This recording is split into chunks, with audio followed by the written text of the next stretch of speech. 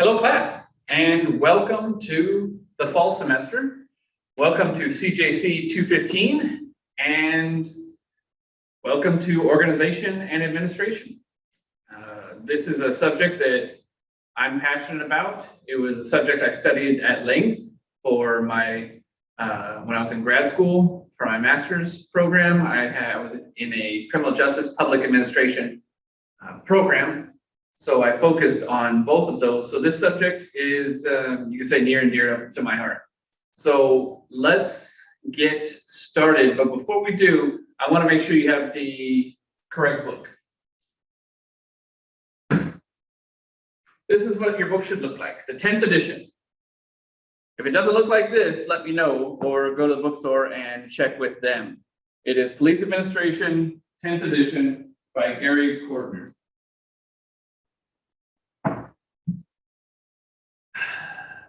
So what is police administration, or what is public administration? When we use the term administration, we can kind of make it interchangeable with leadership, being the boss, being the one in charge. A lot of times when I talk in classroom, I'll say, imagine you are the chief administrator of an organization. That means imagine when it comes to criminal justice, police organizations, imagine you're the police chief. Imagine you're the one who has to make the decisions. That's when we say administration, administrator. That's what we mean, the decider, the decision maker, the head cheese.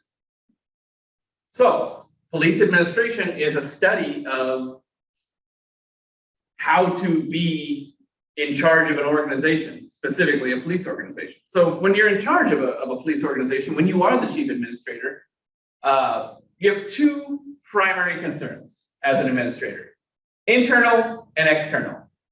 Pay close attention to that. I guarantee you'll see it again. Two primary concerns, internal and external. The internal concerns that you have as a police administrator are the performance and the management of the duties within the organization. So internally, you have to run the organization. You need to develop policies, ensure those policies are being implemented, ensure that the rules are being followed. And if they're not, then how are you going to discipline employees who are not following the rules? So that's the internal side of things. The external side of things in a police organization specifically include the implementation of policies and procedures that are designed to reduce crime and enhance public safety. That's the exact definition out of the book that I just read to you. Implementation of policies and procedures designed to reduce crime and enhance public safety. That's what police organizations do, right? We develop, or the leaders of these organizations develop rules that are going to reduce crime and enhance public safety. I mean, that's what the chief is supposed to do, whether it be developing specific rules that will create specialized units, narcotics, vice, gangs, things like that. How you develop these rules and these procedures is all going to fall under your external concerns. Internal, external. What's going on inside your organization, and then your outside, how you're affecting life on the outside. So the study of how to be in charge of a government or a police organization, let's go back to when police organizations became just that, organized organizations.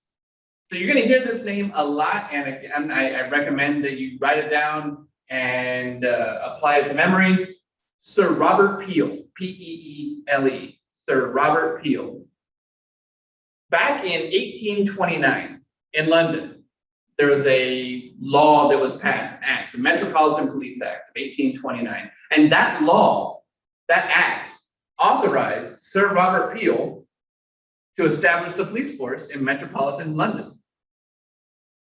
He was given authority to hire 1,000 men, and he had to run that organization. So he developed a series of principles that helped him run organizations, and those principles are still in effect today.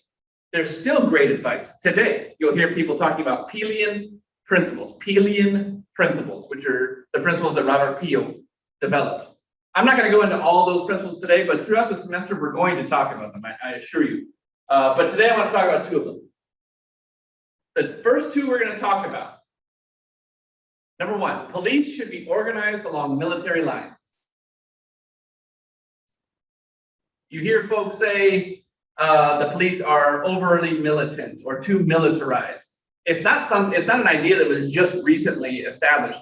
Police departments didn't just decide to have this organization along military lines. It was from back in the early 1800s. Look at, we have police officers have uniforms. When I was with LAPD, we wore a wool uniform with rank, with chevrons, stripes that are very similar to military stripes. We call our ranks across the country, we use different ranks. LAPD doesn't use the term corporal, but lots of organizations, lots of agencies use the term corporal. LAPD does use the term sergeant, lieutenant, captain, commander. These are all military terms. So you'll hear them in law enforcement because law enforcement is a paramilitary organization. We're not fighting wars per se, but you hear terms like the war on drugs, the war on crime. So that all came from the idea that Sir Robert Peel, established, saying that police organizations should be organized along military lines. And the second Peelian principle we're going to talk about today is when Sir Robert Peel said that securing and training proper persons is essential. He didn't want, and even today, he didn't want folks just joining the police department willy-nilly. Just anybody, bottom of the barrel, whoever shows up, let's hire. Just throw them on the streets and let them do the job.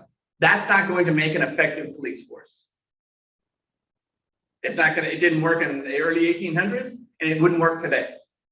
That's why we have background checks. That's why we have police academies that are lengthy. Some 6 weeks, some 6 months or longer. When I went to the LAPD Academy, it was 7 months long. The California Highway Patrol was very similar, except theirs was live-in. At least at LAPD, we got to go home at night. So a little bit of break. But that's a long time, 7 months of training. You need to be more, you need to make sure that the employees in a police organization are properly trained. And you have to make sure you're selecting the proper people that will fit into your organizational goals. One of the things that we learned when I was working at the police academy, after I was on the LAPD for almost 10 years, I became an instructor at the police academy. I taught law. And one of the things I found out was about licensing and training. Every licensed occupation in California, specifically, is what they were talking about. But as states give licenses, every occupation has to have a certain amount of training. And would you believe? I know I was shocked. A hairdresser in California is actually required to have more hours of training than a police officer. I was shocked. I thought we had such extensive training.